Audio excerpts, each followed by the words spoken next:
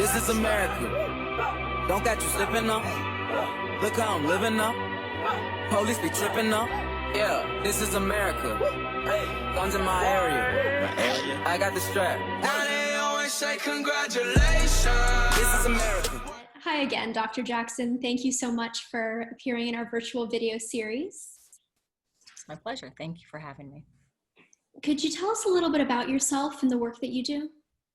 Sure. I am a professor at American University in the Department of Justice Law and Criminology, teaching courses on social justice movements, race issues and justice, and then I also teach an AUX course, which is American University's opportunity to introduce first years and second years to conversations about race and just the isms that we'll find in our society. Additionally, I am a program manager for the District of Columbia Government at the Child and Family Services Agency in the Office of Planning, Policy, and Program Support, a lot of P's.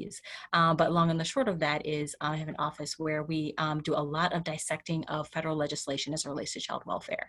The great intersection there is the opportunity to examine the child welfare population, look at racial disproportionality, and also kind of see what are some of the variables that are translating to some of the institutionalized ills that we're seeing at present. Additionally, I'm also the research and development director at the Bond Educational Group. And so my work there is really to work with clients around cultivating that courageous conversation about how do we talk about race? How do we talk about creating an environment of inclusion? And what does that look like? What's the proper language? How do we engage individuals in a narrative that sometimes is not that easy to have with one another? So it's safe to say you're pretty busy.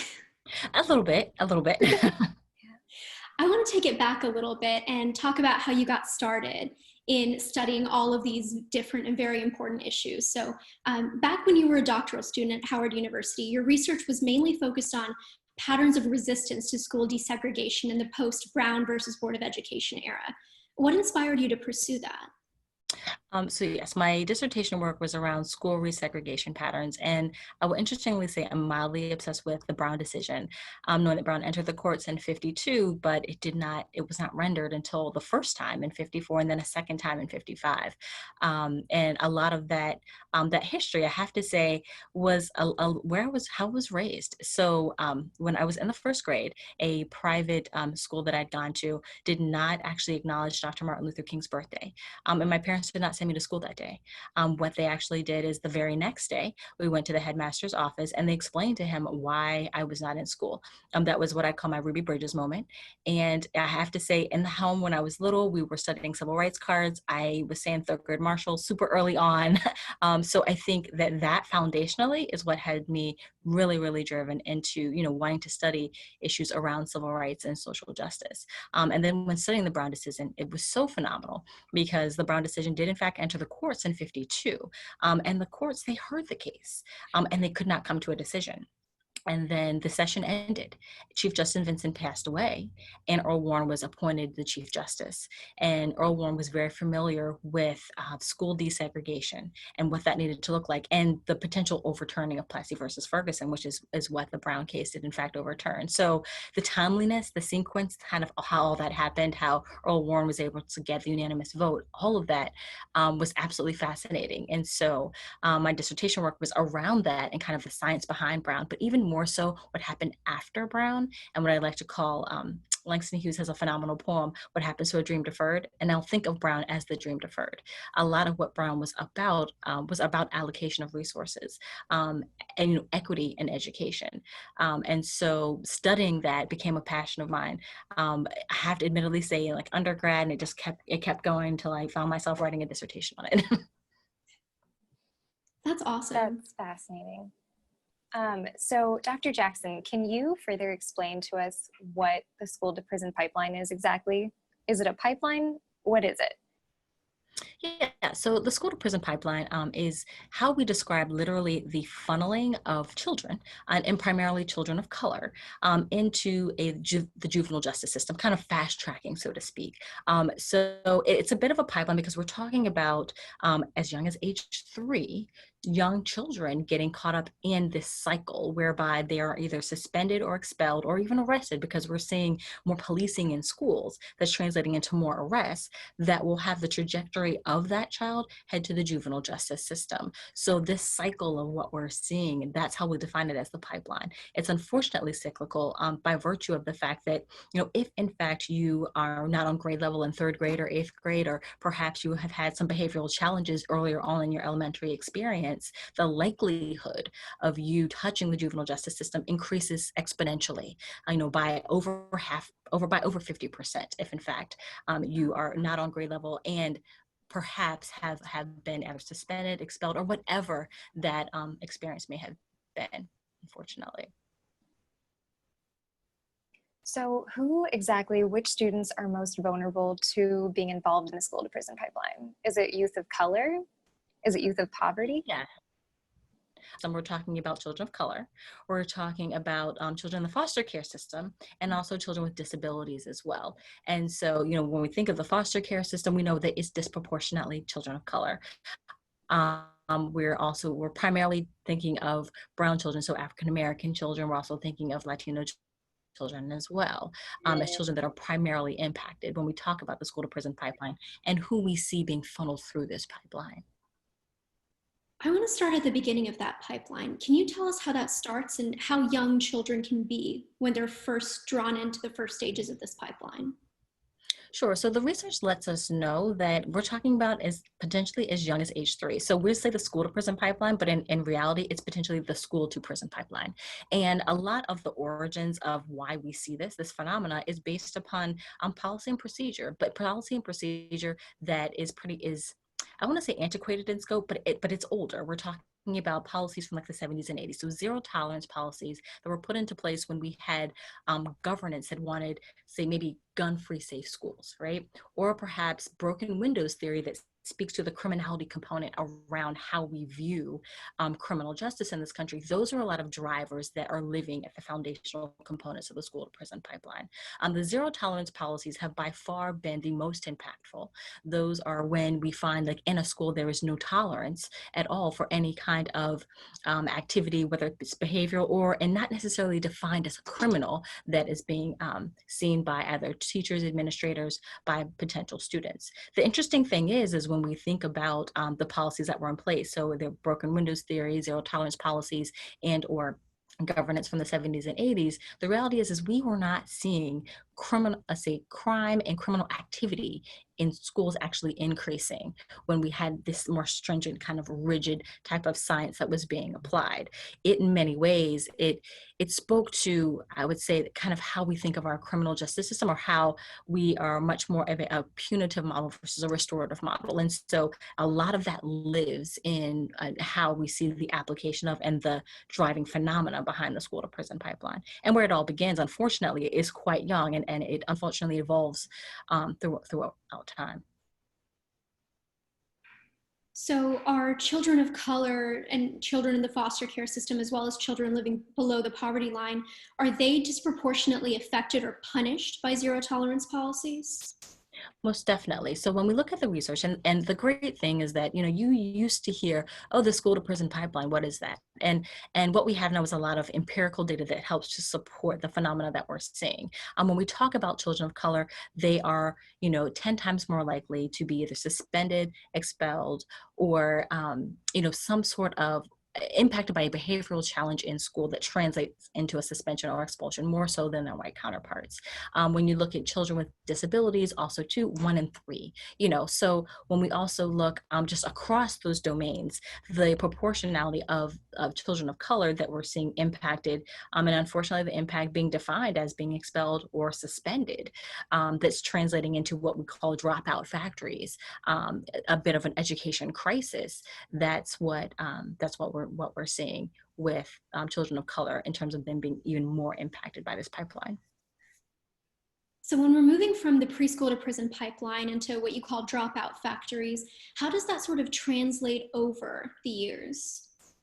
So what we'll see is falling graduation rates. We'll also see instances whereby you will have, I know I'd made mention of being on grade level between grades 3 and 8 and how mission critical that is. But oftentimes in your elementary school experience, middle school experience, high school experience, if in fact, you have with zero tolerance policies, a certain number of strikes, so to speak, So oftentimes you'll find that students will not get a chance to actually finish their school experience. And so that's what becomes our dropout factories and what translates into an education crisis. When we think of or kind of talk about advocates that are having this conversation, examining the school to prison pipeline, you'll hear from either the ABA that'll look at it from a fiscal component, comparing how much are we spending per student versus juvenile justice beds versus the conversation at NAACP that speaks to the dropout crisis. And that crisis speaks to what we're seeing around achievement, but even more so graduation rates that are declining. Why do you say that grades 3 to 8 are mission critical? So when we look at data around kind of if you're on grade level, that's why if you're on grade level in 3rd grade and or grade level at 8th grade, there's a linear relationship as to how well you'll do in school. Oftentimes, first grade, you'll hear first grade teachers talk about kind of that continuum. It's huge in terms of what your math and your reading will look like. Depending upon the school you may go to, you may see kind of your shift from your elementary to your middle, but then also to your middle to high, depending on your schools. But it's driven by the curricular components that live within those grade levels, and the children that aren't on grade level by curricular standards, that unfortunately, they proportionately have a higher propensity to touch the juvenile justice system. That makes sense. I'm going to pass it to Nuha now, who's going to talk a little bit about your work with the Bond Educational Group. Yes, so as a director of research at the Bond Educational Group, I wanted to learn more about how this organization contributes to education reform, essentially the beginning part of the school to prison pipeline. So how does it contribute and what else needs to be done? Yeah, so at the Bond Group, our commitment is really to equity in education and, having that conversation with schools to ensure that the environments they are in fact creating, thriving in are, in fact, cultivating an environment of equity in education and inclusion. So a lot of the work at the Bond is to kind of research those critical issue areas that are impeding equity in education. So hence the school to prison pipeline is one of those issue areas. Additionally, we have an intentionality with clients that are truly committed to the equity conversation, the inclusion conversation, training with them, coaching with them in terms of how do we get you to build that in-house capacity to a degree about how to have the conversations with your teachers, with your students, with your ultimate community. Because part of, I'd say, the mantra that we have is that we can't operate in silos. It can't be, the teachers here, students here, administrators here. That doesn't work. To have the communal dialogue, it's mission critical that everybody's at the table. So we like to ensure that there are internal stakeholders and external stakeholders that are part of the conversation. So what the Bond seeks to do is really to provide that glue to kind of help schools, and I'd say schools, but then also part of this conversation, it's much broader than schools, it's organizations, because when we look at the community, there's so many natural touch points. But the work of the Bond is to dissect those issue areas. So in a previous conversation that you and I have had, you discussed the need for restorative justice interventions. Can you tell us about what restorative justice is and examples of interventions that, that play that role? Yes, most definitely. So restorative justice, when we think of, so we know that the pipeline exists, right? We know of this funneling. We're crystal clear that it's here. We've got empirical data to support it. The other piece of that is, okay, so we've identified the problem. How do we solve it? What's the solution? And so among the solutions provided has been looking at restorative justice model. And when we think of restorative justice, it is more of a rehabilitative model. So as opposed to the punitive model that drives a lot of our criminal justice conversations, this particular model, it forces the individuals to have a community dialogue. So you're talking about perhaps the perpetrator and the victim, both are at the table, and you're figuring out what a rehabilitative solutions so that whatever this activity may have been, whether it was criminal in scope or not even, perhaps behavioral, depending upon what you see in the schools, how do we course correct? A lot of the restorative justice conversations, I have to say, my learning of it was a phenomenal one from Desmond Tutu's No Future Without Forgiveness. And it was the model that was used, how South Africa dealt with apartheid. And the TRC, the Truth and Reconciliation Commission, you saw the actual application of a restorative model and kind of what that would look like in execution. I think if we kind of shift our mind's eye and shift the paradigm in terms of not punitive, but restorative, that in and of itself is such a huge step in terms of how we look at course correcting behavioral challenges in schools with children and what that ultimately looks like end game for them around their trajectory in education. Restorative justice, it seeks to rehabilitate not just the individual that may have had the disciplinary issue, but also the others that are part of that community conversation as well. Thank you for explaining. I'm a little bit curious, why have we so far preferred a retributive model in the United States for both our criminal justice system and our education system? Why haven't we tried this yet? Or have we tried it and it just hasn't been spread? So I think there's a little of both. I think that the type of model, the retributive model, the one that's more punitive in scope, is how our legal system, to a degree, is derived. You know, we're very litigious, and elements of being so litigious fold in elements of defense and prosecution. And so when we have those conceptual drivers, that to a degree has foundationally defined what our legal processes have looked like. To shift paradigms and to consider a restorative model is definitely different from the foundational elements that how we view the legal process. So I'd say there's some entities, some jurisdictions, some schools that have definitely undertaken really examining a restorative model and how that can play out. When we talk about those solutions to the school to prison pipeline, some of those solutions translate into better agreements between schools and law enforcement entities, perhaps conversations on agreements between the courts and the schools. So making sure that all the stakeholders at the table are part of this restorative dialogue. It's been undertaken not as in many places as we would have liked, but ideally it's a growing culture that we'll start to see more of. So what does advocacy against the school to prison pipeline look like? How do we dismantle it on a state and a federal level? So, you know, I think more than anything, it becomes extremely imperative that individuals study the issue. So advocacy first is understanding the issue, knowing the issue, and doing a little bit of homework around the elements of the issue that you want to dive into. I mean, and it really means doing your due diligence around understanding conceptually and also empirically what we're talking about. And so I say the best and first advocacy is kind of identifying what the critical issue is and really truly immersing yourself in learning about it. And then you're able to speak from an informed place. So if we want to be able to, in our local spaces, and I would recommend in our local spaces first, before we even evolve to our federal spaces, we try from a community space being activist persons, being advocacy places. So identifying perhaps individuals in your community, in your schools that are doing this kind of work, creating a niche whereby this voice and vision around what you see that is inequitable is being addressed, and figuring out an equitable way to address that. I think voice and vision are huge components, and they are driven after kind of learning the issue area and really kind of mastering the elements that you seek to advocate. You know, change is not as fast as we would like it to be. You will often hear that change is slow. However, the opportunity to potentially impact policy and governance can be something once, you know, we've created those advocacy spaces, and that from that local reach, identifying kind of who communally legislatively might be able to, you know, kind of step you through what changing that process might look like. And then you step your way to kind of more macro governance on the federal legislative level as well. The best place to start though is locally, kind of where you are, and really entrenching yourself in the issue and creating advocacy spaces of vision and voice, and ensuring that this is a communal dialogue, because that allows you the opportunity to get a sense of all the lenses and all the perspectives that are flowing into this community conversation. So we've had a lot of conversations recently about creating advocacy spaces in light of the recent Black Lives Matter protests. What's the best way for us to create space for the people who are most directly affected by the system to be heard and be voices for change? So definitely, I would say the best way to do that is to make that space.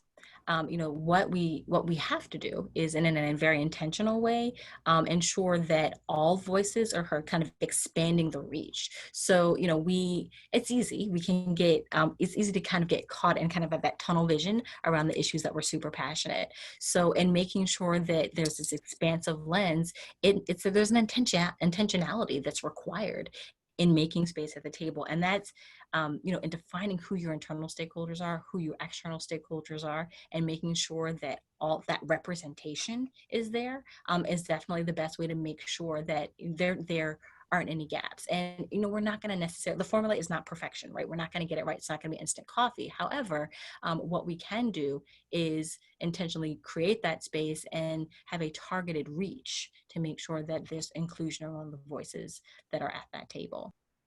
So speaking of the Black Lives Matter protests real fast, how do the goals of the current racial justice protests and the movement in general tie into the need to reform the school to prison pipeline? Yes, so the current social justice movement that we're seeing right now definitely aligns, I would say, in a pretty amazing way with the school to prison pipeline. By virtue of the fact we're talking about equity, we're talking about ensuring that not just across the school to prison pipeline primarily focuses around equity and education, and from a criminal justice space, what we know is inequitable. So the Black Lives Matter conversation, it raises the question around ensuring that equity across the board, across lives, across impacted persons, that's being dealt with in an equitable way. At the crux of the school to prison pipeline, we know that inequity exists for children of color, children that are in the foster care system, children with disabilities as young as age 3, and bringing that inequity to light aligns most perfectly with the Black Lives Matter movement that seeks to ensure that we've got justice across subpopulations, across, especially communities of color that are most highly impacted by the school to prison pipeline. Speaking of the communities that are affected by the school to prison pipeline and disadvantaged by the United States education system in general, where do Native American or First Nations children fit into this? And that's a pretty great question, because I think that there's still some unpeeling to do, some dissecting to do relative to Native Americans and how they are impacted by the school to prison pipeline. There's been a lot of great empirical work that's happened over the past decades around this conversation. Some great longitudinal analysis that gives us some insight, but I think we could do more around disaggregating the data and operationalizing it even more by the subpopulations that are impacted. We have a lot of macro level data that highlights, I would say, communities of color, specifically African Americans and the Latino population, but more definitely would need to be done around, how the Native American population is being impacted relative to this particular issue. We need to keep learning. We need to keep pushing boundaries, doing studies, collecting data, and we're scientists, so we get that. How has COVID-19 further drawn out disparities, especially when it comes to youth of color and education reform? Yeah, so the COVID-19 space has definitely, I would say that it has actually brought to the fore in a very impactful way the digital divide. So, we find ourselves now in these intelligent spaces where we're Zooming, we're ringing, we're doing all kinds of technological ways to stay connected, right? And, what we already knew was in place was a digital divide, especially as it relates to communities of color and technology. And so what has been exposed even more to a degree with COVID-19 is the fact that that reality is there, that we don't necessarily have communities that are easily equipped with Chromebooks or hotspots, so that they too can remain a part of the conversation. We know that these communities are not necessarily resourced, and I think COVID-19 has forced our hand and truly seeing that disparity. Additionally, just around COVID-19 and equity, it brings to the fore issues of healthcare and access to healthcare, and what communities do not have access to healthcare and what that looks like, and also issues of underemployment. I think a lot of the issues related to equity, aspects of institutionalized, racism and systemic ills to a degree have been exposed even more so in COVID-19 as we kind of learn what has been defined as our new normal. Thank you so much for sharing. My pleasure. Thank you so much. Skinhead, deadhead, everybody gone bad. Situation, aggravation,